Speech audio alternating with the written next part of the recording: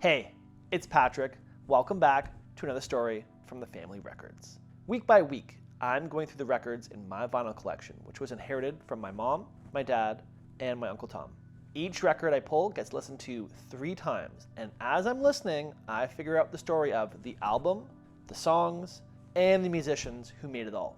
Let's pull another record. Now, we joined today's creator already 9 albums into his career. His 10th album, that was today's pull, was born from an idea of creating a musical play based on a song from his 8th studio album, Swordfish Trombones.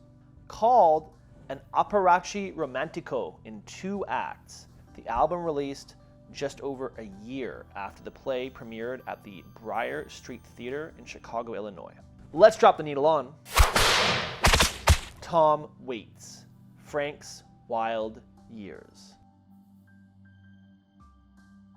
Tom Waits was born and raised in a middle-class family in California. He relocated to Los Angeles in 1972, where he worked as a songwriter.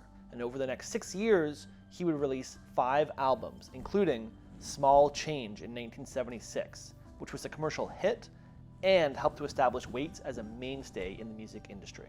In the late 70s, Waits sought to broaden his career beyond music by involving himself in other mediums. He became friends with the actor and director Sylvester Stallone and made his first cinematic appearance as a cameo part in Stallone's Paradise Alley in 1978. Around this time, Waits began writing a movie musical with Paul Hampton, although this project never came to fruition. It was also around this time that Waits became dissatisfied with his label, Elektra Asylum, feeling they had lost interest in him as an artist in favor of their more commercially successful acts. Waits would fulfill his contract with them through the release of his 7th studio album, Heart Attack and Vine. And now, free of any recording contract, he was ready to artistically reinvent himself. With the help of his wife, Kathleen Brennan, Waits fired his manager, left his label, and moved away from his longtime producer, Bones Howe, although those two parted ways on good terms. Island Records approached Waits about releasing his next album, Swordfish Trombones, which was a critical success and was, quote, the record where Tom Waits radically reinvented himself and reshaped the musical landscape. Waits continued to become more active in the movie industry, working on films like The Outsiders with Francis Ford Coppola and Down by Law with Jim Jarmusch. It was actually after working with Jarmusch on Down by Law when Waits devised the idea of a musical play, Frank's Wild Years, which would be loosely based on the eponymous song from Swordfish Trombones. In 1985, Waits reached an agreement that the play would be performed by the Steppenwolf Theater Company in Chicago's Briar Street Theater for a 3-month stretch starting in June 1986. During the show, he starred as the central character Frank. Reviews were generally positive, and Waits had initially considered a run in New York City, but ultimately decided against it. The songs from the show were recorded at Universal Recording Studios for Waits' 9th studio album, Frank's Wild Years, and was released by Island a year later in 1987. After its release, Waits toured North America and Europe to support the album. This would be his last full tour for 2 decades. Frank's Wild Years seems to have been generally well received critically upon its release. Commercially, it peaked at number 115 on the Billboard 200, while also charting at number 83 in Australia and number 14 in Switzerland. Like much of his work through the years, songs on this album have been covered by other bands many times, including the single Way Down in the Hole, which, even though there wasn't a ton of information on, it needs to have its own song story, so stay tuned for that. Ring the bell so you don't miss it.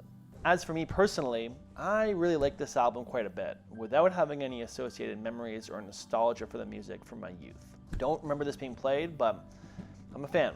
It ebbs and flows. Some parts feel forgettable and they kind of fade into the background, but others, like Innocent When You Dream, Cold Cold Ground, and of course, Way Down in the Hole, those are seared in my mind. I keep hearing the melodies and the lyrics, and that's sparking my own creativity. So I'm a big fan, for sure. I'm especially a fan of Waits' voice on Cold Cold Ground. So good, so soulful, truly excellent work. I definitely added the album to my streaming library just for those hits. And when I told Nikki I had pulled this album today, she said something along the lines of Tom Waits is not everyone's cup of tea. And personally, as someone who doesn't even drink tea, I have to say, pour me another cup.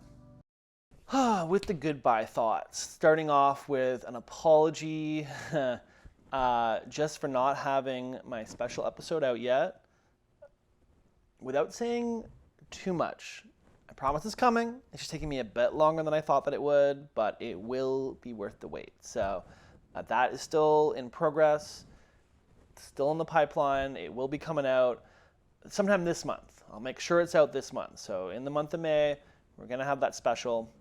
Last week was good. I did manage to catch up on some other projects that I had to get done. So that was good, and just getting those things off my checklist opens me up more to be able to do whatever.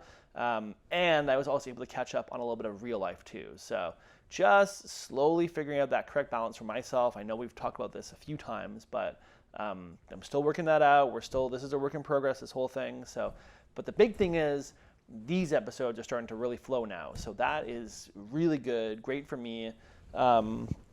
Just one less sort of hurdle that I have to overcome.